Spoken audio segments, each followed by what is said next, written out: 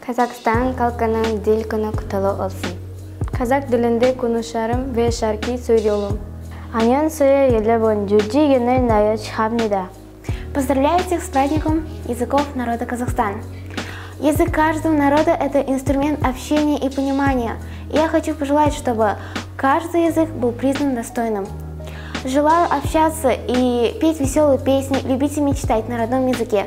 Еще раз поздравляю всех с праздником. We congratulate you on the Day of Languages. In our time, knowledge of languages is an integral part of life. We wish you to find your own languages that will be beautiful and native for you.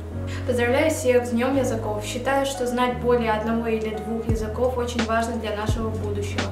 Желаю всем знать и любить свой родной язык.